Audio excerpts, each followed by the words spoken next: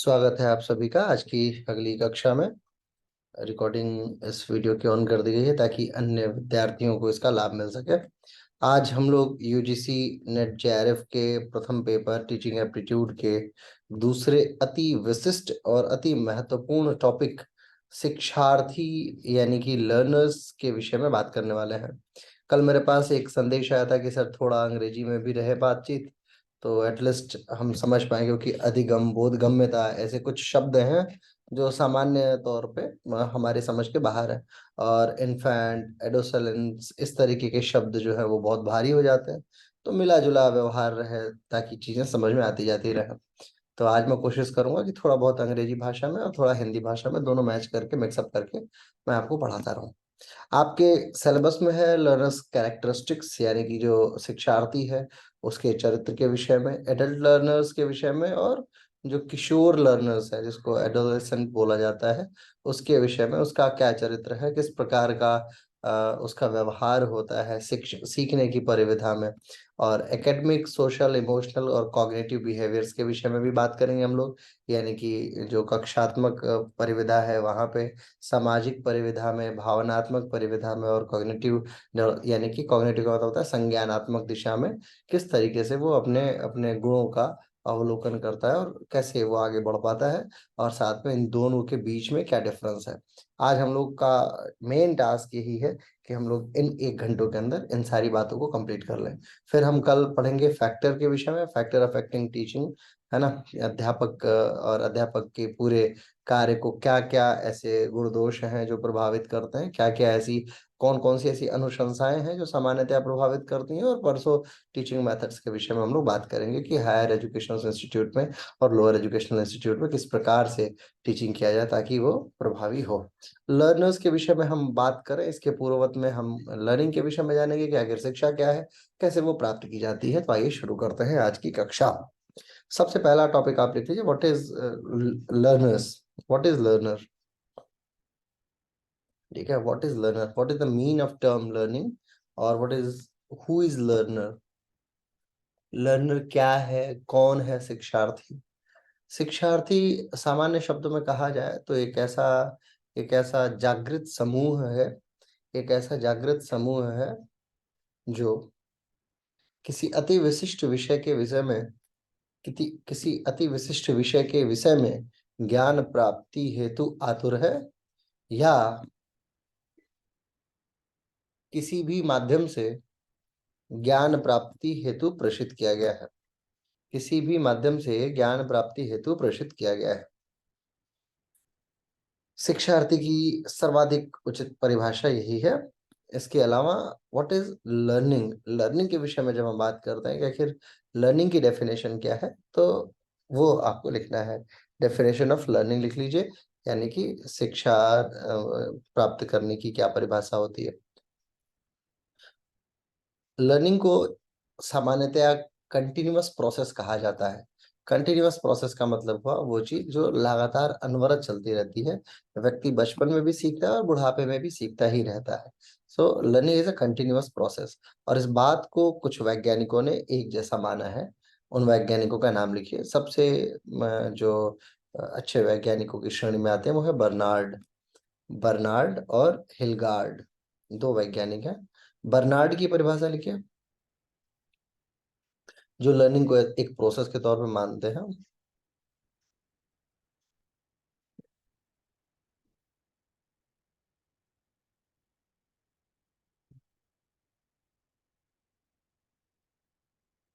लिखिए, बर्नार्ड कहते हैं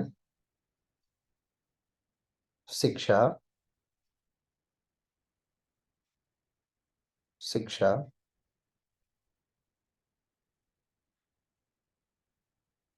एक ऐसी परिविधा है,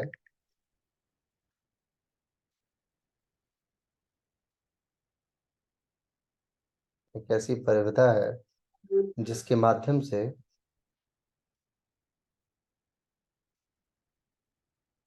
एक छात्र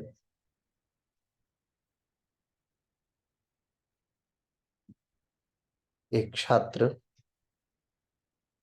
किसी भी सिचुएशन में, किसी भी परिस्थिति में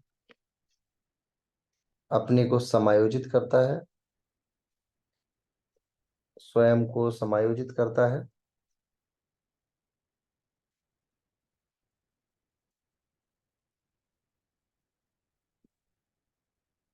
स्वयं को समायोजित करता है, या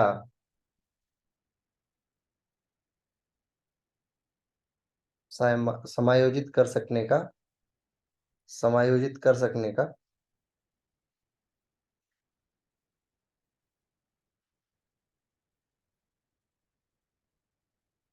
मोटिवेशन प्राप्त करता है।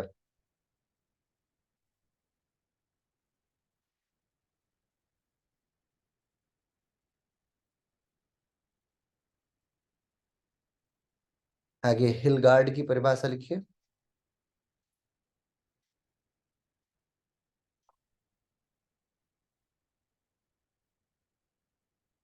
हिलगार्ड कहते हैं, हिलगार्ड के अनुसार शिक्षा एक ऐसी विधा है, एक ऐसी विधा है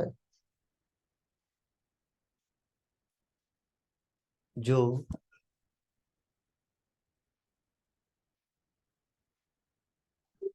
किसी उचित कार्य के, किसी उचित कार्य के शुरुआत का कारक बनती है, या परिवर्तन का कारक बनती है, या परिवर्तन का कारक बनती है।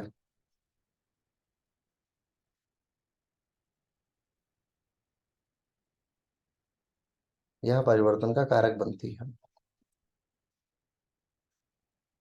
आगे लिखिए अगली परिभाषा। एमसी गियोज के शब्दों में, एमसी गियोज के शब्दों में शिक्षा या लर्निंग, लर्निंग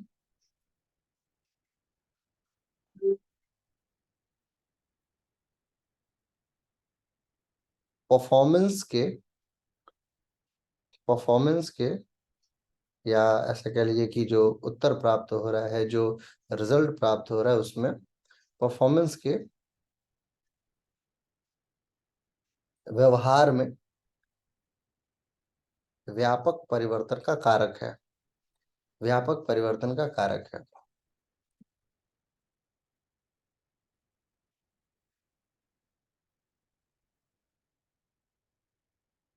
व्यापक परिवर्तन का कारक है।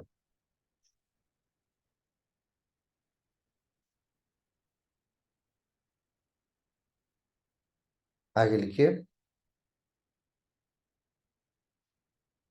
वॉकर के अनुसार, वॉकर के अनुसार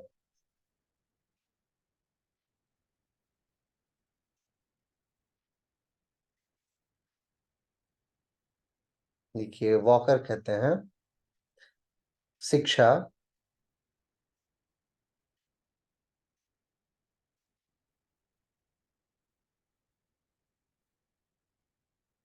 शिक्षा प्रदर्शन में, प्रदर्शन में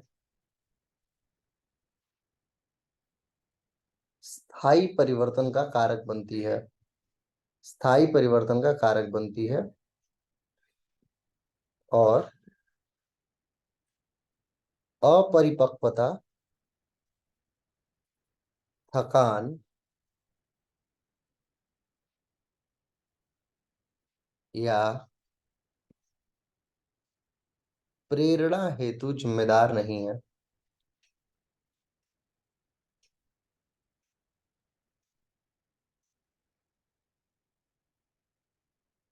प्रेरणा हेतु जिम्मेदार नहीं है।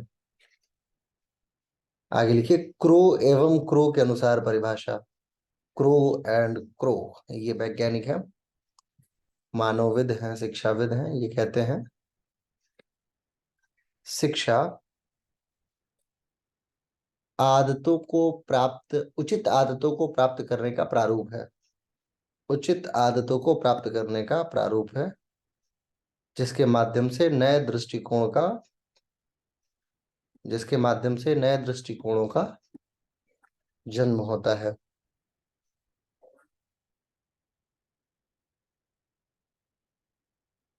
नए दृष्टिकोणों का जन्म होता है। शिक्षा आदतों के आदतों को प्राप्त करने का कारक है, जिसके माध्यम से नए दृष्टिकोणों का जन्म होता है। ये कुछ परिभाषाएं हैं जिनके माध्यम से आप लर्निंग को समझ सकते हैं कि क्या है शिक्षा। अब थोड़ा इन परिभाषाओं पे प्रकाश डालते हैं। सामान्य अर्थों में आप ऐसा समझें कि हम कोई भी चीज सीख रहे हैं तो सीखने का क्या लाभ है, क्या नुकसान है, हमें ये समझना होगा। जब भी कोई क्लास चल रही होती है, कोई भी चीज हम सीख रहे होते हैं, नई या पुरानी चीज, जब भी हमारे वो प्रेरणा में आती है, जब भी हमारे मोटिवेशन का कारक बनती है, तो सबसे पहली जो चीज है वो है व्यवहार में परिवर्तन। सही बात है। जैसे मान लीजिए आपने योग पढ़ना शुरू किया और आप यम नियम प्रतिदिन पढ़ते आ रहे हैं, तो एक दिन आपके मन में ये बात जरूर आएगी, यार ये यम और नियम में है क्या, सत्य है, अहिंसा है। तो कभी ना कभी आप देखेंगे, आप बाय डिफॉल्ट आपके मन में जब भी आप झूठ बोलेंगे, तो झूठ बोल तो देंगे, परंतु आपका मन, एक मन आपको हिट करता रहेगा कि यार गलत किया, झूठ नहीं बोलना था, झूठ नहीं बोलना था, चोरी नहीं करनी थी। आपके मन के अंदर एक भाव ऐसा आता रहेगा। शिक्षा का सबसे पहला और प्राइमरी गुण है, वो है व्यवहार का परिवर्तन, सबसे पहला। इसके अलावा शिक्षा का दूसरा गुण है कि ये पर्पस ओरिएंटेड होती है। पर्पस ओरिएंटेड का मतलब हर व्यक्ति शिक्षा दो ही कारणों से लेता है। अब जैसे रोड पे आप चल रहे हैं, आप एक व्यक्ति को देखते हैं कि वो जेब्रा क्रॉसिंग से जा रहा है, जो कि 200 100 मीटर आगे से है या 50 मीटर आगे है, और आपको उस पार पहुंचना है, रोड क्रॉस करना है, और आपके पास व्यापक रोड खाली है, तो आप जेब्रा क्रॉसिंग तक जाके फिर रोड क्रॉस करके और अपने गंतव्य तक नहीं जाएंगे। अगर रोड खाली है तो आप बीच में से ही उसे क्रॉस कर जाएंगे, नहीं कर जाएंगे। सीखने के लिए आपके पास मौका था, वो व्यक्ति जो सामने से जा रहा था, उससे आप सीख सकते थे कि वो ट्रैफिक नियमों का पालन कर रहा है, परंतु आप अपनी जल्दबाजी के कारण से सीखने की इच्छा को त्याग चुके हैं, और आपको सीखने से कोई लेना देना नहीं। मतलब आपके सामने एग्जाम्पल है, सारी चीजें हैं, परंतु आप सीखना नहीं चाह रहे हैं। इसका क्या तात्पर्य हुआ? इसका तात्पर्य ये हुआ कि शिक्षा शिक्षा जो है वो पर्पस ओरिएंटेड होती है। यदि आपका स्वार्थ शिक्षा में नहीं दिखेगा, तो आपको शिक्षा के ऊपर चाहे कितना भी भर दिया जाए, आप उससे 1% प्राप्त नहीं करेंगे शिक्षा। ये याद रखिए। जिस प्रकार से, फॉर एग्जाम्पल, जैसे ये है किशमिश। किशमिश में पानी भर जाने के बाद, वो किशमिश के अंदर आप किशमिश को पानी में डाल दीजिए, और उसमें जब पानी भर जाए, उसके बाद आप चाहे उसको समंदर में डाल दीजिए, वो एक बिंदु भी पानी ज्यादा नहीं लेगा, नहीं लेगा ना। तो वैसे ही आपके आपके पर्पस का कारक है। शिक्षा तभी शुरू होती है जब आपको पर्पस बता दिया जाए। छोटे बच्चों के साथ यही चीज थोड़ा डिफर है। छोटे बच्चों को ऐसा लगता है कि हमें विद्यालय भेजा जा रहा है, वहां पर्पस शिक्षा के तौर पे आपका पर्पस है, यानी जो पेरेंट्स है उनका पर्पस है कि ये पढ़ेगा लिखेगा तभी तो बड़ा आदमी बनेगा, तभी तो टेंशन डिप्रेशन से दूर रहेगा, और बड़ा आदमी बन के वो और ज्यादा टेंशन डिप्रेशन में पहुंच जाता है कि नहीं। तो शिक्षा पर्पस ओरिएंटेड है। मैं आपको जो बताना चाह रहा हूँ कि शिक्षा के विषय में सबसे मूलभूत बात ये होगी कि वो व्यवहार के परिवर्तन का कारक, और फिर वो पर्पस ओरिएंटेड होती है। जब तक आप, और इसको मैं नहीं मानता हूँ, ये इसको एमसी डगलस मानते हैं। एमसी डगलस एक जो है, इनको डगल भी कहा जाता है, उनके अनुसार ये है कि शिक्षा पर्पस ओरिएंटेड होती है। अच्छा, एक और चीज है शिक्षा के विषय में, एक और खास बात यह है कि शिक्षा आजीवन पढ़ने वाली चीज है, आजीवन चलने वाली चीज है ना। कंटिन्यूअस इन प्रोसेस है, जितना सीखते रहिए उतना कम है। शिक्षा की सबसे अच्छी बात यह है कि वो आजीवन चल सकती है। आप चाहे कितना भी ज्ञान प्राप्त कर लें, अखिल ब्रह्मांड के ज्ञान को आप अपने अंतरंग में नहीं समाहित कर सकते बहुत जल्दी। ठीक है। आप अपने पर्पस से संबंधित, जैसे अगर आप बुद्ध भी बन जाए तो आप केमिस्ट्री का ज्ञान नहीं ले सकते, आप आध्यात्म का ज्ञान आपके पास आ सकता है। यानी 9 साल अगर आप तपस्या करेंगे आत्म तत्व के बारे में जानेंगे, लेकिन केमिकल नॉलेज के विषय में कि हाइड्रोजन को ऑक्सीजन से मिला के क्या बनता है, उससे लेना देना आपका कुछ नहीं है, क्योंकि वो आपके लिए नश्वर है ना। तो शिक्षा अगर आपके पास, यानी you have enough capacity to learn new things, आप चाहेंगे तो नई चीजों का अनुनय विनय के माध्यम से उसे प्राप्त कर सकते हैं। इसके बाद क्या है, शिक्षा जो है वो यूनिवर्सल इन प्रोसेस है। यूनिवर्सल का मतलब होता है अखिल ब्रह्मांड से ज्ञान प्राप्त करने की क्षमता एक मनुष्य के अंदर है। यूनिवर्सल प्रोसेस है। हर स्थान से, हर हर विषय वस्तु से, हर चीज, हर समय आप चाहें तो शिक्षा प्राप्त कर सकते हैं। ये यूनिवर्सल प्रोसेस है। इसके अलावा शिक्षा की एक खास बात है, ये प्रोग्रेसिव मानी जाती है। यानी कि ये कंटिन्यू आप चाहें तो एक, जैसे 1+1 आपने पहले दिन सीखा, तो अगले दिन 1+2 सीखेंगे, अगले दिन 2×2 सीखेंगे, अगले दिन 2/2 सीखेंगे। यानी लगातार इसमें प्रोग्रेशन होना है। ऐसा नहीं है कि आज आप सीख रहे हैं तो वो कल जाके वो घटने वाली चीज सिखाई जाएगी, है ना। ऐसा तो है नहीं कि आपने कक्षा 1 की पढ़ाई की तो अगले दिन आप कक्षा 0 में जाएंगे, है कि नहीं। अगर आपने कक्षा 1 में पढ़ाई की तो अगले दिन कक्षा 2 में जाएंगे, कक्षा 3 में जाएंगे, ऐसे करते करते पीएचडी में जाएंगे, फिर 10 साल यूनिवर्सिटी में पढ़ाएंगे, फिर डिलीट प्राप्त करेंगे, तब तक बूढ़े होकर मर जाएंगे, है ना। तो जब तक, यानी कि कंटिन्यूअस इन प्रोसेस है। ऐसा तो है नहीं कि शिक्षा बंद होने वाली है। हमें ऐसा लगता था 8वीं क्लास हो ही गया है, 9वीं 10वीं 11वीं 12वीं उसके बाद कौन पढ़ेगा, है। फिर 12वीं के बाद अरे 3 साल ग्रेजुएट भी हो जाओ, चलो ठीक है मास्टर डिग्री भी कर लो, चलो ठीक है पीएचडी भी कर लो। अब डिलीट के लिए इंतजार करता है आदमी, 10 साल अपनी पूरी प्रोफाइल बनाता है। आपको पता है हर प्रोफेसर जो है वो कोशिश करता है कि अपना रिज्यूमे इतना स्ट्रांग करे कि कोई यूनिवर्सिटी उसे डिलीट की उपाधि से सम्मानित करे स्वयं से, है ना। और इसके लिए उसे 1 वर्ष में तकरीबन 20 से 25 वर्कशॉप्स करनी होती हैं, अपने विषय में रिसर्च पेपर्स पब्लिश करने होते हैं, यूनिवर्सिटी विजिट्स करनी होती है, तमाम कार्य करने होते हैं, ताकि विद्या विशारद उसे प्राप्त हो, और अति विद्या विशारद प्राप्त हो, यानी महानतम शिक्षाविद की डिग्री प्राप्त हो। तो ये कंटिन्यूअस इन प्रोग्रेस और प्रोग्रेसिव भी मानी जाती है। इसके अलावा जो शिक्षा की एक खास बात है कि ये डेवलपमेंटल होती है। डेवलपमेंटल का मतलब ये है कि ये मनुष्य के विकास का कारक बनती है। शिक्षा का सबसे लर्निंग जो है वो इस माध्यम से जानी जाती है कि डेवलपमेंटल मानी जाती है। ठीक है। अच्छा, शिक्षा को ट्रांसफरेबल भी माना जाता है। यानी कि आपको जो ज्ञान है, आप चाहें तो वही ज्ञान किसी दूसरे व्यक्ति के अंदर भर सकते हैं। इसको ट्रांसफरेबल माना जाता है। ये चोरी नहीं हो सकती, you can not thief it, है ना। इसे चुराया नहीं जा सकता, ट्रांसफर किया जा सकता है। और जब आप ट्रांसफर करेंगे, जैसे मैं आप में ट्रांसफर कर रहा हूँ, तो मेरे अंदर भी नई नई चीजें भर रही हैं, नई नए नए नए ज्ञान में जान रहा हूँ, नई नई चीजें सीख रहा हूँ मैं।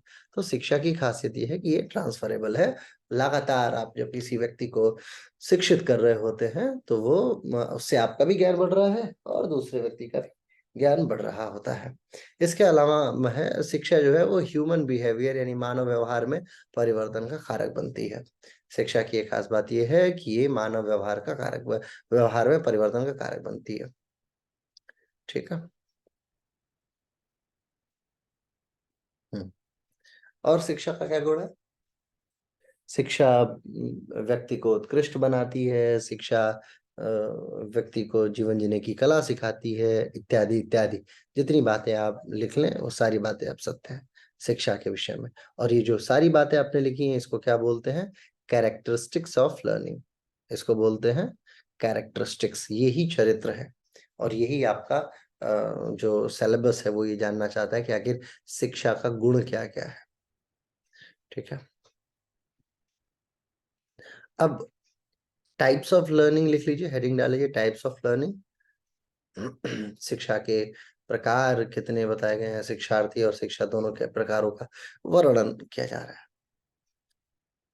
सामान्य तौर पे तो देखा जाए तो कई प्रकार से शिक्षा को बताया गया है कि शिक्षा के कई या जो लर्निंग लर्निंग जो प्रोसेस है वो कई प्रकार की हो सकती है। परंतु उसमें से 3 4 5 मैं मेजर बता देता हूँ, आप लिख लीजिए। सबसे पहला है कंडीशनिंग। पहला प्रकार है कंडीशनिंग। कंडीशनिंग। ठीक है। दूसरा होता है motor learning. Motor learning. Motor learning का मतलब हो गया जैसे कोई स्किल्स वगैरह जब हम सीखते हैं, कोई नई चीज ऐसी जो जैसे जहाँ पे हमारे विशेष गुण की आवश्यकता हो, जैसे टाइपिंग, स्विमिंग, है ना, उड़ना, दौड़ना, भागना, कूदना, ये सब जो होता है इसको मोटर लर्निंग बोलते हैं। उसके बाद होता है डिस्क्रिमिनेशन लर्निंग। अगला है डिस्क्रिमिनेशन। का मतलब होता है बंटवारा करना, बंटवारा करने का या विभाजित करने से संबंधित ज्ञान प्राप्त करने की जो योग्यता होती है वो डिस्क्रिमिनेट करने की होती है। कैसे दो चीजों में अंतर विभेद पैदा किया जाए। अब जैसे मानिए आपके पास एक अयस्क दे दिया गया। अयस्क समझते हैं? अयस्क का मतलब होता है कि जैसे आपको कोई राख दे दी गई और राख दे के ये कहा गया कि बताइए इसमें क्या क्या है। अब आप चाहे आपके पास कॉग्निटिव लर्निंग हो, आपके पास स्किलफुल हो आप बहुत ज्यादा, परंतु जब तक आपके अंदर डिस्क्रिमिनेशन का गुण नहीं होगा तब तक आप ये नहीं बता पाएंगे कि आलू के अंदर प्रोटीन है कि कार्बोहाइड्रेट है कि पोटेशियम है कि सोडियम है कि फास्फोरस, कैसे आप उसे डिफर करेंगे। तो वो एक जो चीज होती है डिस्क्रिमिनेट करने का, चीजों में अंतर पैदा करने का, एक ये भी शिक्षा का मूल प्रकार माना जाता है। इसके बाद है verbal learning. Verbal learning verbal जो हमारे शास्त्रों में श्रुतियां कही जाती है ना, कि सुना और सुन के याद हो गया। बहुत सारे बच्चे इस प्रकार एक्सपर्ट होते हैं कि कोई भी बात जब वो सुनते हैं तो सुनने के साथ ही उन्हें याद भी होता जाता है, उन्हें बहुत बार दोहराने की आवश्यकता नहीं पड़ती है। और यकीन मानिए, जब मैं पढ़ता था कक्षा में, तो रेयर ऑफ द रेयरिस्ट मेरी सारी रफ कॉपी अभी भी मेरे पास सुरक्षित है, और मैं आपको दिखा दूंगा। रेयर ऑफ द रेयरिस्ट मैं अपने काम को, मतलब जब टीचर पढ़ाते थे तो मैं लिखा करता था। वो बोलते थे लिखते क्यों नहीं है, तो मैं बोलता था सर आप पढ़ाइए, आप जो बोल रहे हो वो सुन के लिखने का आनंद अलग आनंद है। मतलब मैं समझ जाता हूँ जो आप पढ़ा रहे हो वो मैं समझ जाऊंगा, फिर सेल्फ लिख लूंगा मैं। और जो मेजर पॉइंट हुआ करता था, उन मेजर पॉइंट्स को मैं मार्क आउट कर लिया करता था कि ये मेजर पॉइंट है, वो रफ में लिखा रहता था हमेशा। 1 2 3 4 करके मेजर पॉइंट्स लिख देना। वर्बल लर्निंग में क्या है, एक बार अगर आप सीख गए, एक बार आप सुन लिए, अच्छे से समझ गए, तो फिर आप उसे जीवन में नहीं भूलेंगे। परंतु यदि ऐसा रहा कि आप सिर्फ सुनते जा रहे हो और हाँ हाँ हाँ, जैसे सामान्यतः ऐसा देखा जाता है कि कुछ एक ऐसे विषय होते हैं, जैसे हमारे में एक पर्यावरण विषय था। पर्यावरण में, इन्वायरमेंट में बताया जाता था, तो वो इतना बोरिंग विषय था कि ग्रेजुएशन में, कि आते थे टीचर और आके बताना शुरू करते थे, और बैठे बैठे मैं कुछ और सोच रहा होता था, और यस सर, यस सर, आंखों में देखते हुए यस सर कहते रहते थे। और वो इतने कॉन्फिडेंट होते थे कि ये तो तेज बच्चा है, इसको तो सब समझ में आ ही रहा है। आंखों में देखते हुए आप ये नहीं कह सकते कि ये व्यक्ति सुन रहा है कि नहीं सुन रहा है। और कई सारे ऐसे बच्चे होते हैं कि वो ध्यान नहीं भी दे रहे हैं, फिर भी उनको सारी बातें याद होती जा रही है, सारी बातें सुन रहे हैं, उनको ये सर कहने की आवश्यकता भी नहीं है ना। तो एक एक ये भी प्रकार हो गया वर्बल लर्निंग का। इसके बाद आता है कॉन्सेप्ट लर्निंग। अगला है कॉन्सेप्ट लर्निंग। कॉन्सेप्ट का मतलब होता है सैद्धांतिक सीखने की जो क्रियाकलाप की जो बात होती है, सैद्धांतिक क्रियाकलाप।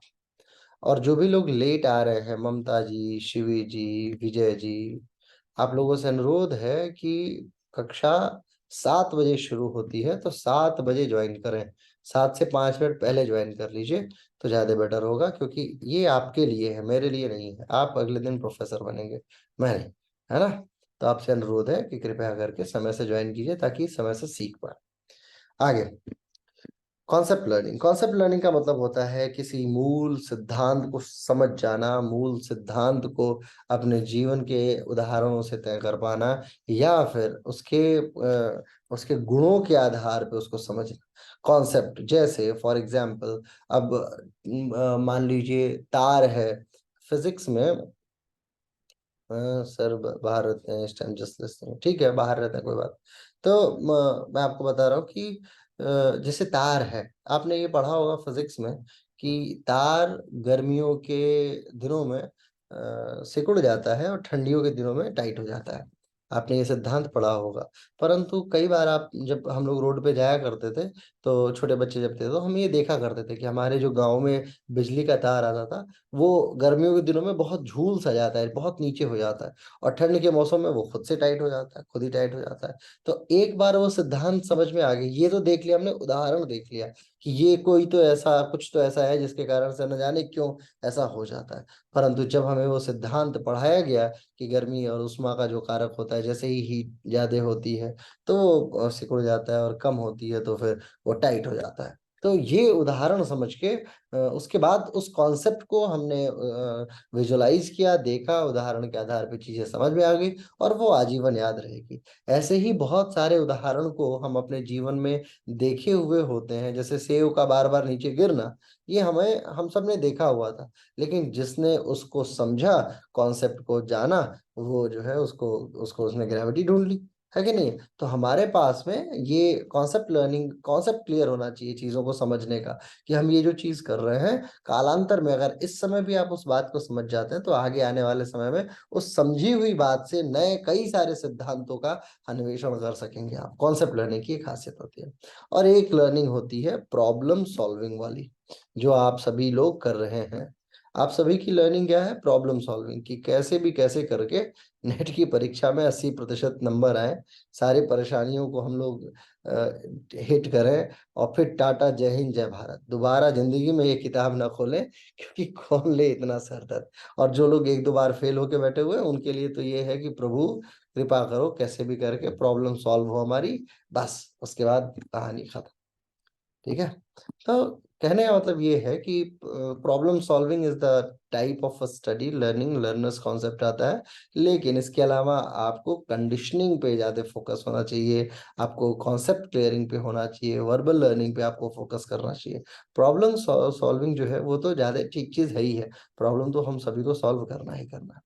ठीक है? आगे लिखिए, लर्नर्स कैरेक्टरिस्टिक्स, शिक्षार्थी का क्या गुण होता है जो आप सभी के अंदर होना ही चाहिए? शिक्षार्थी का क्या गुण होता है? शिक्षार्थी का क्या गुण होता है? शिक्षार्थी के कुल जो है वो मूलतः 4-5 गुण माने जाते हैं। पहला है पर्सनल, पर्सनल गुण, पर्सनल। इसके बाद होता है एकेडमिक, एकेडमिक का मतलब जो विद्यालयी स्तर पे है, सीखने के स्तर पे है। फिर तीसरा है सामाजिक और भावनात्मक, सोशल एंड इमोशनल, सामाजिक और भावनात्मक। और होता है कॉग्निटिव, संज्ञानात्मक, संज्ञानात्मक। ठीक है? पर्सनल शिक्षार्थी का चरित्र क्या कैसा होता है, क्या गुण अवगुण जिसकी बात करते हैं, तो इसे सामान्यतः डेमोग्राफी से रिलेट किया जाता है कि शिक्षार्थी का क्या कैरेक्टर है। पहला कि वो किस उम्र का शिक्षार्थी है, सबसे इम्पोर्टेंट पार्ट ये है। उसके बाद वो कौन है, मेल है कि फीमेल है। ठीक है? इसके अलावा उसकी मैच्योरिटी का लेवल क्या है।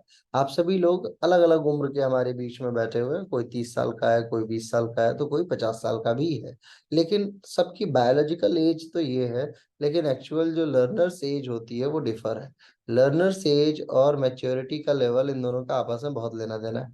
जैसे मैच्योरिटी का लेवल, मान लीजिए 20 साल की उम्र में बड़ी बातें करते हैं ना, जैसे बोलते हैं अरे इतना बच्चा है, कैसी कितनी बड़ी बड़ी बातें कर रहा है ये। इसका मतलब कि वो बड़ी बातें नहीं कर रहा है, उसका लेवल ही वो है, वो 40 साल का है। ठीक है? वो बेशक इस समय आपके सामने 15-20 साल का बन के बैठा हुआ है उम्र में, परंतु उसकी वास्तविक उम्र, जो उसकी बायोलॉजिकल उम्र है, उसके इतर वो अपने मस्तिष्क से 40 साल की उम्र को उसका जीवन जी रहा है, और वो उस तरीके की चीजों को सॉल्व कर सकता है। ठीक है? तो हर व्यक्ति का ऐसा एक एक बायोलॉजिकल एज के अलावा एक एक ऐसी उम्र भी होती है ना, मैच्योरिटी का लेवल भी होता है। इसके अलावा भाषा भी बहुत इम्पैक्ट करती है शिक्षार्थी के जीवन पे। भाषा, मेरे एक मित्र हैं, वो एलएसई गए, लंदन स्कूल ऑफ इकोनॉमिक्स, और बड़े अच्छे विद्वान हैं, परंतु इकोनॉमिक्स उन्हें हिंदी में अच्छी आती है, अंग्रेजी में नहीं आती है। और एलएसई गए और 3 महीने में वापस आ गए। ठीक है? बहुत क्योंकि उनके सिद्धांत के आधार पर उनको स्कॉलरशिप मिली थी, बड़े अच्छे अच्छे सिद्धांत लिखा करते थे। परंतु जब पहुंचे वहां लंदन स्कूल ऑफ इकोनॉमिक्स में, तो वहां से उनको हटा दिया गया, क्योंकि उनको समझ में नहीं आया था। जैसे तैसे करके वो आईलेट की परीक्षा पास किए थे, अब पास तो कर गए, लेकिन वहां जब बोलने वाले आते थे तो इनके समझ में नहीं आती थी बात। तो ये फिर उस उन विद्यालयों का त्याग कर दिए। कहने का मतलब ये है कि शिक्षार्थी का एक गुण ये भी होता है, एक इम्पैक्ट उसके चरित्र पे इस बात का भी पड़ता है, उसके समस्त शिक्षा अध्ययन पे गुण इस बात का भी देखने को मिलता है कि वो किस भाषा का व्यक्ति है। ऐसा तो नहीं कि वो तमिल हो और हिंदी उसको समझ में नहीं आ रही हो, और मैं यहाँ जो है शिक्षार्थी के गुणों का अवलोकन कर रहा हूँ। जैसे बहुत सारी भाषा, अगर कई बार आप देखते होंगे कि मेरी हिंदी के चक्कर में आपको हिंदी आती है, अंग्रेजी नहीं आती है, आप हिंदी के ही छात्र हैं, लेकिन मेरी हिंदी इतनी कठिन हो जाती है कि आपको हिंदी ही नहीं आती है। है ना। तो ऐसा होता है आपके साथ में, आप कंफ्यूज जाते हैं, अरे ये क्या चल रहा है प्रभु, एक बार फिर से दोहराओ इसको। ये क्या है, ये भाषा के आधार पे आप अपने आप को जबरदस्ती पुश करते हैं कि चलो शिक्षा, इसी बहाने फिर आपका एक भाषा भी, आप मतलब एक भाषा के ऊपर भी आपका कमांड अच्छा बनता चलता चला जाएगा। इसके अलावा पर्सनल में सोशियो इकोनॉमिक कल्चर भी देखा जाता है, सामाजिक और व्यवहारिक ज्ञान। जैसे जब हम लोग एनाटॉमी पढ़ाते हैं तो बहुत इजीली सेक्सुअल एक्टिविटीज के विषय में बातचीत करते हैं कि कौन सा हार्मोन कैसा इम्पैक्ट करता है, क्या करता है। लेकिन बहुत सारे ऐसे लोग जो ग्रामीण क्षेत्र से आते हैं, वो जैसे ही ये कक्षा हार्मोन्स की शुरू होती है तो वो म्यूट कर देते हैं या बहुत स्लो कर देते हैं या ईयरफोन लगा लेते हैं कि नहीं नहीं, हमारे परिवार में ऐसे टीचर से बात नहीं कर सकते। अब जैसे पीसीओडी है, पीसीओडी के सारे कारकों को सबको पता है कि that is only because of the periods, periods का इरेगुलर होना इज कॉल्ड पीसीओडी। तो सामान्य अर्थों में ये बातें अध्यापक और छात्र के बीच में बहुत इजीली चली जाती हैं, परंतु सोशियो इकोनॉमिक डिफरेंसेस के कारण से बिहार के जो छात्र हैं, यदि उनके समक्ष आप ये बात करें तो वो लड़कियां तुरंत शाई फील करती हैं और वो फिर वो वीडियो बंद कर देती हैं या ऑडियो बंद कर देती हैं। इस तरीके की चीजें होती हैं। यानी कि शिक्षा का जो एक बड़ा गुण है, शिक्षार्थी का एक बड़ा गुण है, वो इस बात पे भी निर्भर करता है कि वो किस सोशल बैकग्राउंड से आ रहा है, किस इकोनॉमिकल बैकग्राउंड से आ रहा है। अब जैसे मैं आपको उदाहरण दूं कि अरे मेरे पास जो है जकूजी में मैं नहा रहा था कल। अब जकूजी में मैं नहा रहा था तो मेरे को बहुत गर्मी फील हुई। अब आप जो जिस बच्चे को पता ही नहीं कि जकूजी क्या चीज होती है, ये कौन सा नया नई चीज आ गई, तो उसे क्या पता है कि जकूजी कैसे कैसे उसमें सेटअप होता है। और वो दे दो अगर किसी बड़े होटल में दे दी। जब मैं पहली बार खुद ही अपने जीवन में पहली बार जब मैं 7 स्टार 5 स्टार होटल में गया था, हयात है रेसिडेंसी दुबई की, सन 2018-17 की बात है। तो एक रात में वो 48,000 रुपये चार्ज करते हैं। और आप यकीन मानिए वहाँ की 70% चीजें मेरे लिए यूजलेस थी, क्योंकि मुझे पता ही नहीं कि ये मशीनें किस चीज की हैं, कैसे मैं यूज करूँ। अब बर्तन धोने वाली मशीन है, मैं सारा बर्तन एक बार में डाल के मशीन चालू तो सब कर दिया, लेकिन वो धोई नहीं, सारा वो गंदा का गंदा रह गया। फिर अगले दिन जो आया धोने वाला, वो बताया कि सर ये ऐसे ऐसे सेट होता है, पहले उस मशीन में सारे प्यालों को इधर सेट करो, थालियों को इधर सेट करो, फिर इसमें सर्फ यहाँ से आएगा, यहाँ से इस बटन से ये होगा, इस बटन से ये होगा। तो मेरे को लगा कि अच्छा यार ये तो ठीक चीज है ना। फिर बहुत आसानी से बर्तन धो के सामने आया। अब मेरे को अगर कोई सिखाए, तो मेरा सोशल बैकग्राउंड या इकोनॉमिकल बैकग्राउंड ये अलाउ नहीं करता कि मैं 48,000 रुपए पर डे का मैं दे के और होटल हयात के सारे जो भी लाभ क्रम है उनको प्राप्त करूं, है ना। परंतु ये जरूर है कि यदि अगर कोई शिक्षार्थी है, यदि एक बार वो विजिट, जैसे हम लोग क्या एनजीओ है, हमारे एनजीओ से बहुत सारे छात्र जाते हैं अलग अलग बड़े बड़े स्कूलों में, कॉलेजेस में घूमने घुमाने के लिए। पहली बार जब वो ऐसा स्कूल देखते हैं, पहली बार वो ऐसा ऐसा सेटअप देखते हैं, तो उन्हें अजीब लगता है कि अरे यार ऐसा कुछ भी होता है क्या।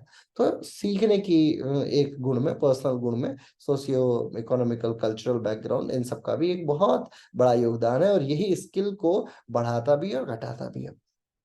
सामान्यतया वो बच्चा जो यूजली फ्रिक्वेंटली होटल हयात जा रहा है, उसके लिए बहुत नॉर्मल चीज है, उसके लिए जकूजी वगैरह क्या चीज है, बहुत इजी चीज है।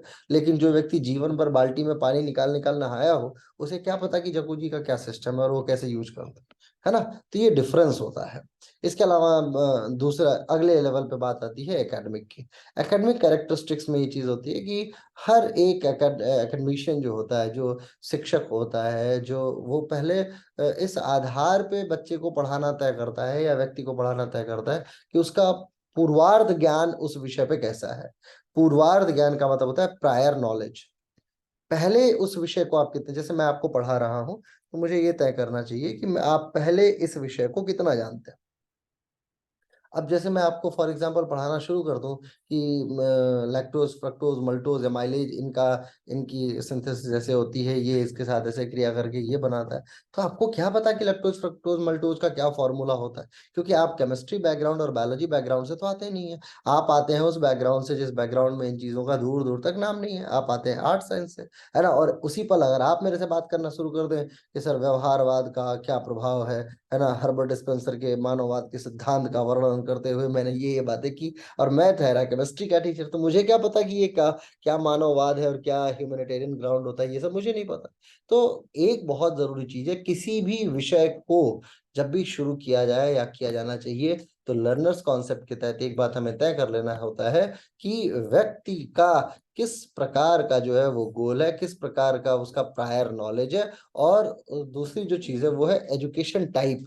किस प्रकार का उसका व्यवहारिक ज्ञान है, उसका एजुकेशनल टाइप जो है वो किस व्यवहारिक ज्ञान से आता है, किस परिविधा से वो आता है।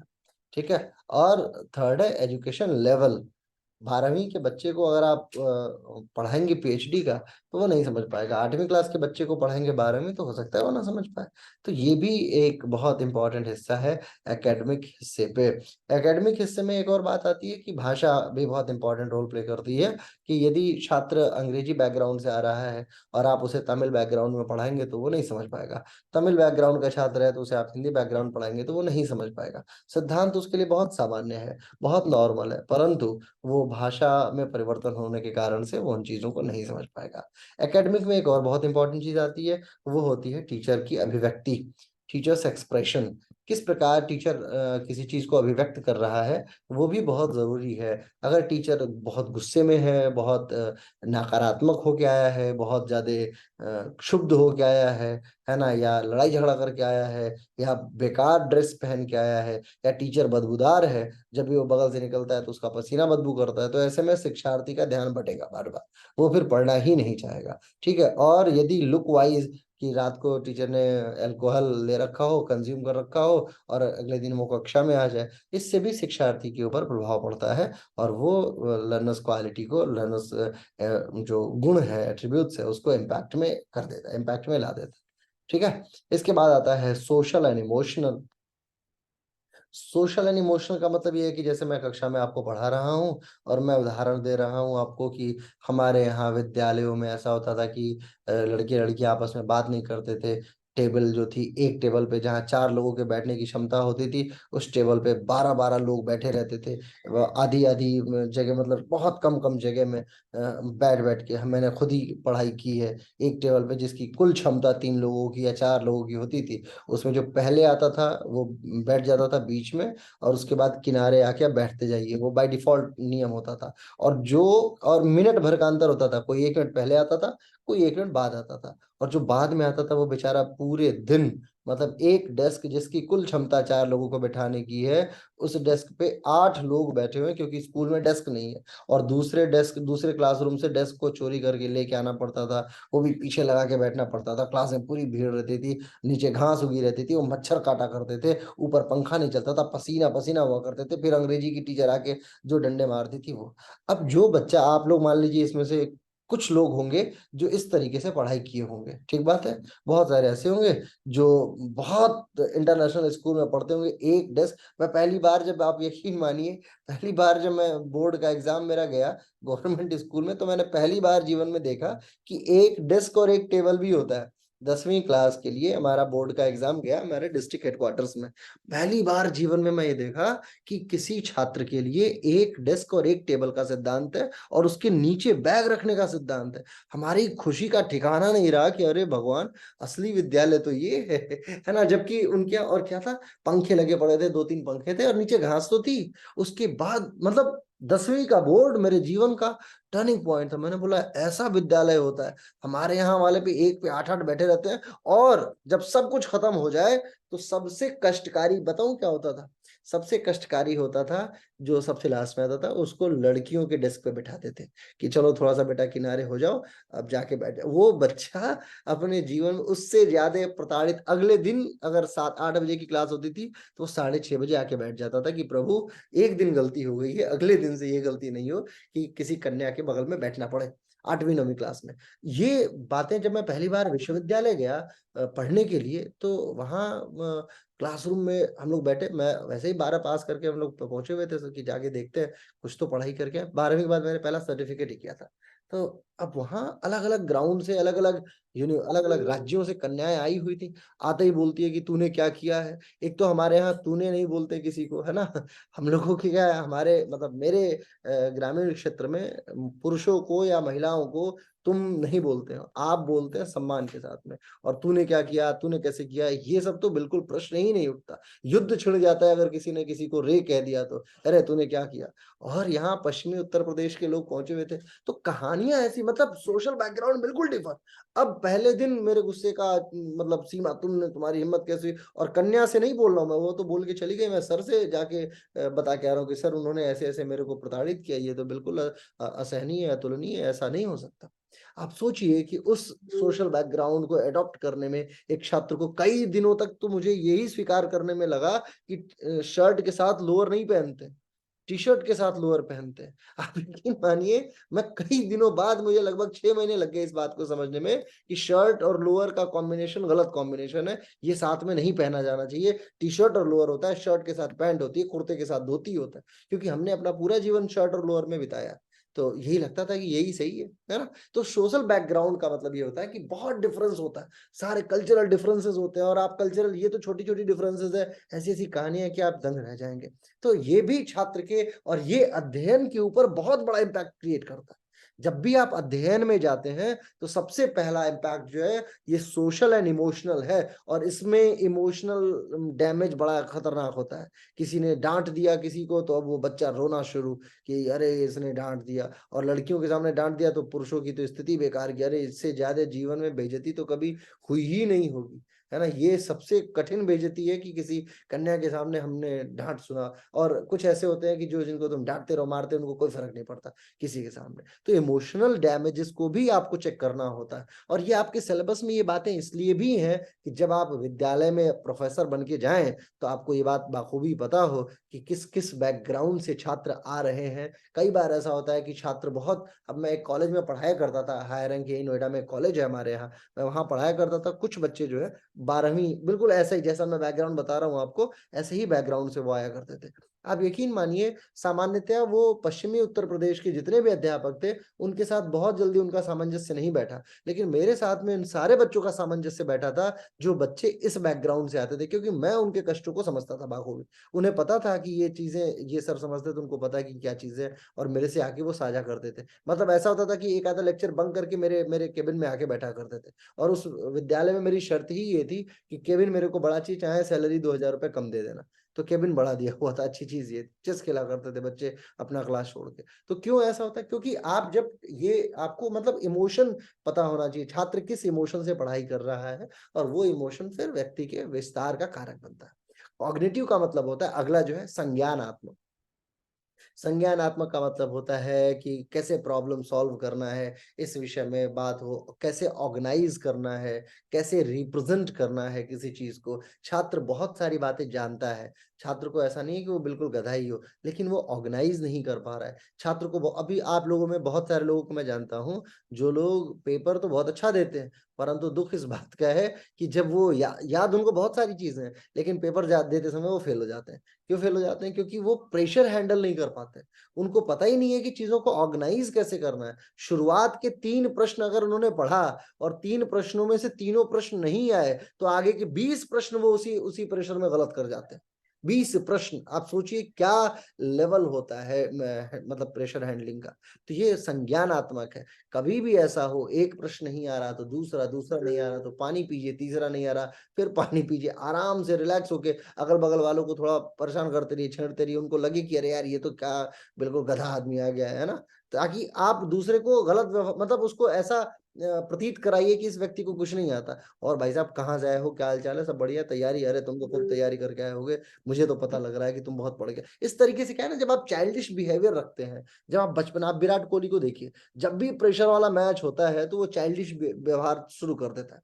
पहले क्या करता था विराट कोहली जब शुरुआती समय में था? एग्रेसिव नेचर से, वो एग्रेशन के चक्कर में आधा जीवन, विराट कोहली का जीवन आप अध्ययन कीजिए, आधा जीवन वो एग्रेशन में बिताया है। सन 2011 नीदरलैंड से लेके और 2015-16 तक वो एग्रेसिव हो जाया करता था। कोई भी बोलता था तो गुस्से में तुरंत, कैसे तूने बोला, जाके लड़ाई करने को तैयार हो जाता था। लेकिन उसके बाद धीरे धीरे विराट कोहली के अंदर व्यापक परिवर्तन आया, और मैच्योरिटी की सीमा ये आई कि वो तुरंत ही डांस करने लगता है, इग्नोर करता है। अभी देखिए कल परसों के मैच में नवीन उल हक के साथ जाके वो गले मिल गया है। नवीन उल हक अफगानी खिलाड़ी जिन्होंने उल्टा सीधा कहा था विराट कोहली को, परंतु विराट कोहली जैसा व्यवहारिक आदमी फिर वापस जाके चीजों को न्यूट्रल कर लिया, क्योंकि उसको पता है कि मैं यहाँ हूँ और ये कहाँ पे। तो जब आप चाइल्डिश व्यवहार रखेंगे, बच्चों जैसा व्यवहार रखेंगे, तो आप प्रेशर हैंडल कर पाएंगे। जब भी आप पढ़ाई कर रहे हो, जब भी आप पढ़ाई करने के दौरान किसी भी प्रॉब्लम को सॉल्व करने जा रहे हो, तो बहुत न्यूट्रल बिहेवियर रखिए। ये इसे कॉग्निटिव के तहत बोलते हैं। ये आपको चीजों को याद करने में, चीजों को ऑर्गेनाइज करने में, उसे सॉल्व करने में, उसे रिप्रेजेंट करने में, उसे डिटरमाइन करने में, उसे परसीव करने में, इन सब में सहायता करेगा। ठीक है, चाइल्डिश बिहेवियर। और कॉग्निटिव बिहेवियर की यही खास बात होती है। ठीक है, अब आगे लिखिए, आगे लिखिए कि जो कम उम्र के छात्र होते हैं, कम उम्र के छात्रों का क्या गुण होता है, कम उम्र के छात्रों का क्या गुण होता है। कम उम्र के छात्रों का कुछ सकारात्मक और कुछ नकारात्मक दोनों गुण होता है। पहला गुण ये होता है कि वो उनके अंदर सीखने की बहुत लालसा रहती है, परंतु सीखने के साथ ही थकान का भी होना तय है। जितना ही वो सीखते हैं उतनी जल्दी थकते भी हैं।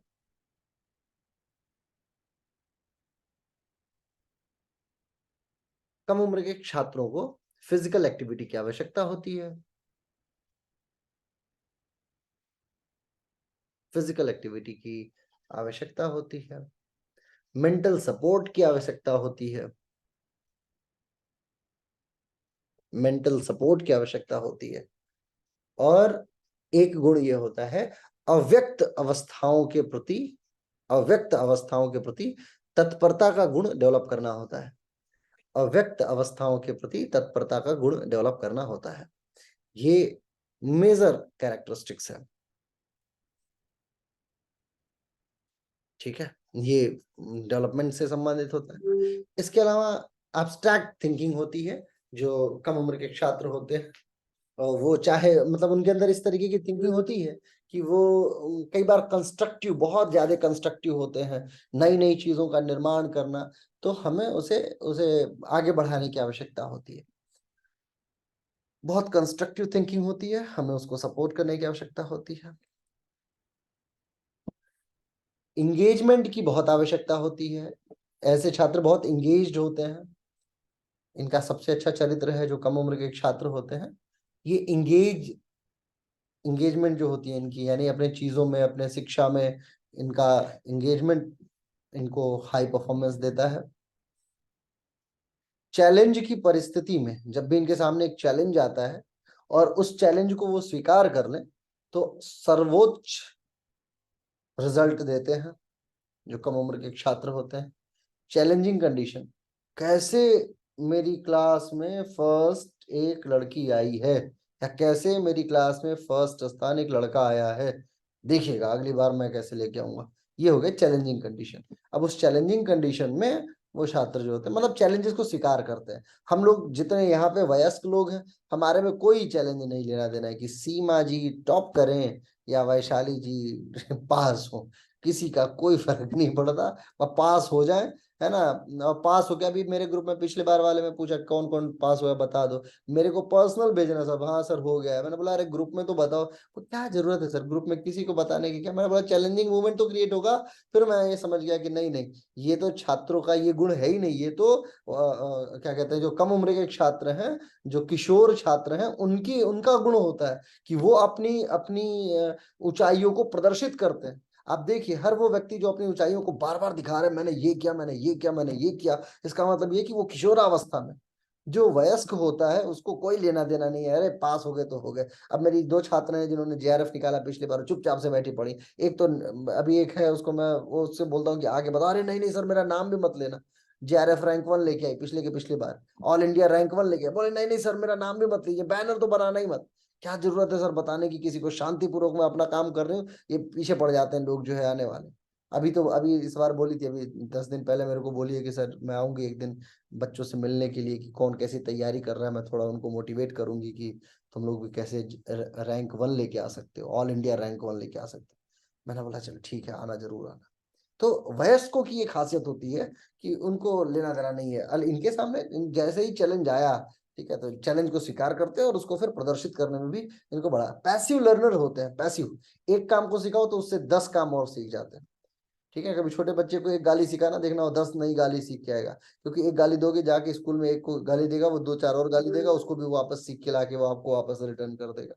ठीक है, तो पैसिव लर्नर्स होते हैं, इंस्टेंट सीखने की क्षमता होती है जैसे जैसे। ठीक है, अपनी योग्यताओं को प्रदर्शित करना इनका गुण होता है। जो किशोर छात्र होते हैं अपनी योग्यताओं को प्रदर्शित करते हैं।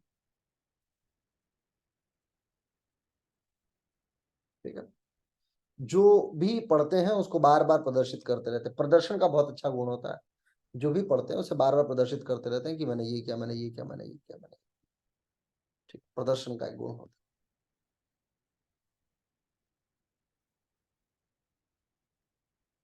ठीक है, इसके अलावा ये जो छात्र होते हैं, जो किशोर छात्र होते हैं, ये एक्सेप्टेंस और रिजेक्शन के प्रति बहुत संवेदी होते हैं। स्वीकार अगर आप उन्हें कर रहे हैं तो बहुत खुश हैं, अस्वीकार कर रहे हैं तो बहुत ज्यादा दुखी हो जाते हैं। किशोर छात्र जो होते हैं, कम उम्र के छात्र होते हैं। ठीक है, अब जैसे मान लीजिए टूर लेके जाना है मुझे और मैं आप लोगों में से चुनूं कि एक काम कीजिए, कंचन जी मेरे साथ चलें, हिना जी मेरे साथ चलें, रुचि जी मेरे साथ चलें, अश्विनी जी मेरे साथ चलें, बाकी लोग नहीं सेलेक्ट हुए हैं, तो बाकी करेंगे, "हे भगवान, भगवान की बड़ी कृपा हुई कि मैं सेलेक्ट नहीं हुआ।" कौन जाए घर छोड़ के अपने काम को, है ना? अच्छी कृपा। और वही छोटे बच्चों में चार नाम लीजिए, चलो मेरे साथ कौन कौन चलेगा, मैं चार बच्चों का नाम लूंगी या लूंगा। कंचन चलेंगी, अरे खुश, ये सर ने मेरा नाम लिया है। रुचि चलेंगे, ये सर ने मेरा नाम लिया, खुश के मारे पागल, हाँ सर को मेरा नाम याद है, इतना ही बहुत है। तो ये किशोरों की खासियत होती है। बड़े वालों का नाम लिया गया है बिना मतलब बोर कर रहे हैं ना। तो जैसे आप ग्रेजुएट कॉलेज में जाएंगे तो ऐसा होता है कि वो बोलेंगे, अरे नहीं नहीं, हटाओ, मेरे को नहीं जाना सर, आप किसी और को ले जाओ। कहाँ जा रहे हो सर? जा रहे हैं गोवा। हाँ गोवा चल लेंगे सर, कोई बात नहीं है, देखते हैं गोवा का क्या है। लेकिन और कहीं कहीं इधर उधर नहीं सर। ठीक है, तो ये सोशल डेवलपमेंट के तहत आता है, इन्हीं बच्चों के तहत। इसके अलावा कल्चरली ये बच्चे जो होते हैं, जो किशोर होते हैं, इनका एक गुण ये भी होता है कि ये कल्चरली चीजों को बहुत जल्दी स्वीकार करते हैं। जो सांस्कृतिक प्रतिष्ठान है, सांस्कृतिक विधि से जो सीखने की बात है, जैसे हनुमान चालीसा आपके घर में हो रहा है तो छोटा बच्चा बहुत जल्दी सीख जाएगा, उसको बहुत जल्दी याद होगा। ठीक है, जो मुसलमान है वो नमाज अगर पढ़ रहे हैं तो उनके घर के बच्चे नमाज जल्दी सीख जाएंगे। तो जैसा कल्चरल चीजों को बहुत जल्दी स्वीकार्यता इनके अंदर होती है। ऐसे ही जैसे कल्चरल स्वीकार करते हैं, ऐसे ऐसे रेसिस्ट भी बनते हैं, है ना? अगर किसी चीज को, जैसे मान लीजिए किसी चीज को आप नीचा दिखा रहे हैं, किसी को उल्टा सीधा कह रहे हैं, अपने पड़ोसी को उल्टा सीधा कह रहे हैं, तो बच्चा आपका सीख जाएगा कि ये नकारात्मक चीजों को भी बहुत जल्दी स्वीकार करते हैं जो किशोर होते हैं। और ये मत मानिए कि किशोर होने के लिए 25 साल से कम उम्र की आवश्यकता है, ना ना ना ना ना। किशोर 40 वाला भी हो जाता है कई बार तो, है ना? कुछ लोगों का मेंटल डेवलपमेंट ही नहीं हुआ रहता है कि वो जीवन भर किशोरों जैसी बात कर रहे होते हैं। अरे कैसे ये हो गया? तो किशोर किशोर किशोर होता है। ठीक है, इसके अलावा मूड स्विंग एक बहुत सामान्य बात होती है किशोरों के अंदर। मूड स्विंग व्यवहार में द्रुत गति से परिवर्तन होता रहता है। ठीक है, एकाएक बहुत सारी ऊर्जा आ जाती है और एकाएक बहुत आलस्य आना, ये भी बहुत नॉर्मल बात है। एकाएक बहुत ऊर्जा आ जाना या बहुत आलस्य आ जाना। फीलिंग कंट्रोल ना करने की क्षमता, फीलिंग्स को कंट्रोल ना कर सकने की क्षमता होती है। यानी कि किसी छोटी सी बात पे रोना, गाना, हंसना, खेलना कूदना, दुखी होना, आनंदित होना, प्रेम होना, ये सब बहुत नॉर्मल गुण है। ठीक है, और किसी भी कार्य को करने के बाद दूसरे से वाहवाही लेने का जो गुण होता है, टेकिंग अप्रूवल्स फ्रॉम मदर, है ना? वाहवाही लूटने का बहुत गुण होता है। छोटा सा बच्चा गंदा सा लोटस का फूल बनाएगा, आपके पास दौड़ता हुआ जाएगा, मम्मी मम्मी ये देखो कैसा फूल बनाया मैंने, आप देख रहे हैं? बोलते हैं, रद्दी, इससे बेकार लोटस का फूल मैंने जीवन में नहीं देखा, हाथों इसके ऊपर। फिर भी आप बोलते हैं, वाह क्या गजब का फूल बनाया तुमने बेटा, जाओ और बनाओ, है ना? जैसे ही आप ये बोलते हैं जाओ और बनाओ, इसका मतलब ये कि ये बहुत बेकार है, जा जाके और प्रैक्टिस कर बेटा, दो चार और बना, अच्छा सा फूल बना के ले आ। ठीक है, लेकिन उस बच्चे के लिए इतनी सी बात बहुत मोटिवेशन का कारक बनती है। अरे मम्मी ने सराहा मेरे लिए, मतलब सराही है, सराहने की जो बात होती है वो किशोर लोगों को बहुत अच्छा लगता है कि अच्छा आप किसी को अच्छा बोल दें, अरे वाह क्या बात है। जैसे मान लीजिए अश्विनी जी को मैं बोल दूं, अश्विनी जी क्या बात है, बहुत बढ़िया कर रही हैं आप, तो अगर किशोर है तो खुश हो गए अश्विनी जी, सर ने क्लास में मेरा नाम लिया। लेकिन अगर वयस्क है तो बोले ठीक है, सब चल ही रहा है, वो चीजें उनके लिए नॉर्मल हो जाएगी। डिपेंड करता है कि किशोर है कि वयस्क है। ठीक है, ये कैरेक्टरिस्टिक्स है सारी। अब एडल्ट लर्नर्स की कैरेक्टरिस्टिक्स देख लीजिए, और यही आपका अंतिम टॉपिक है। अगले कुछ मिनटों में, यानी कि 5 मिनट में हम इसे समाप्त कर लेंगे। ठीक है, एडल्ट लर्नर की कैपेसिटी। पहला यह है कि ये प्रॉब्लम सेंटर्ड होते हैं, परेशानी की निजात पाना इनका सबसे मूल कर्तव्य होता है। जो परेशानी है, घर में आटा आएगा कि नहीं आएगा, वो इनकी मूल परेशानी, यानी परेशानियों पे मेजर फोकस रहता है कि परेशानियों को कैसे समाप्त किया जाए। ठीक है, प्रॉब्लम सेंटर्ड होते हैं। और इसके अलावा रिजल्ट ओरिएंटेड होते हैं। जो किशोर वयस्क होते हैं, उन्हें रिजल्ट से लेना देना है। सेल्फ डायरेक्टेड होते हैं, मतलब उन्हें मोटिवेशन की आवश्यकता नहीं पड़ती है, डेली संदीप माहेश्वरी को नहीं सुनना पड़ता है, ठीक है, स्वयं से उनका मोटिवेशन बना रहता है कि यस आज तो मुझे करना है, हाँ? तो सेल्फ डायरेक्टेड होते हैं। रिस्पॉन्सिबिलिटी लेने की क्षमता होती है, रिस्पॉन्सिबिलिटी लेने की क्षमता होती है। इंटेलिजेंस लेवल हाई होता है, सकारात्मक एटीट्यूड होता है, पॉजिटिव एटीट्यूड होता है,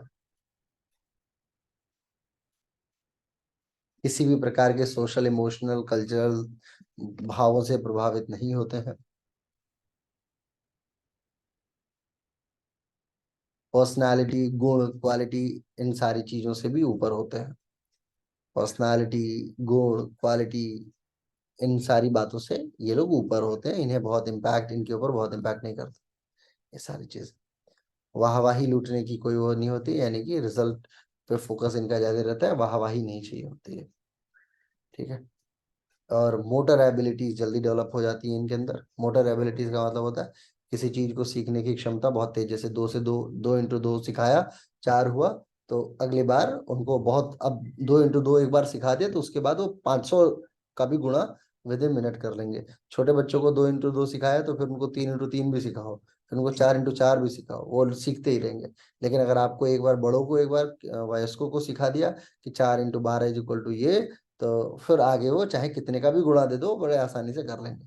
तो छोटा सा एग्जाम्पल भी होगा तो उसके लिए वो पर्याप्त होता है, ठीक है। एडल्ट लर्नर्स का एक गुण ये होता है कि ये अध्यापक के गुण और दोष पे इनका व्यवहार निर्भर नहीं करता है, अध्यापक के गुण और दोष पे नहीं व्यवहार निर्भर नहीं करता है, इनका इनका सारा फोकस सीखने पे होता है, ठीक है। बस इतना है आपका टॉपिक और ये है आपका सिलेबस। एक लर्नर्स कैरेक्टरिस्टिक्स आपका दूसरा पॉइंट था, जिसमें बाल यानी बच्चों का और किशोरों का और वयस्कों का, इन दोनों का जो बेशक मतलब जो बेसिक वो है नॉलेज है, बेसिक कैरेक्टरिस्टिक्स है और बेसिक डिफरेंस है, इनका वर्णन मैंने आपके सामने कर दिया और ये द्वितीय हिस्सा भी इसी के साथ समाप्त होता है, ठीक है।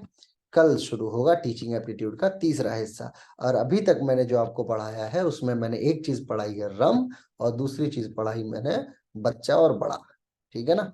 अब इन्हीं दोनों बातों पे सारी बातें निर्भर करती हैं। रम पढ़ाया मैंने, माने क्या हुआ उसका मतलब, M for memory, U for understanding और आर फॉर रिफ्लेक्टिव, ये 3 हो गया।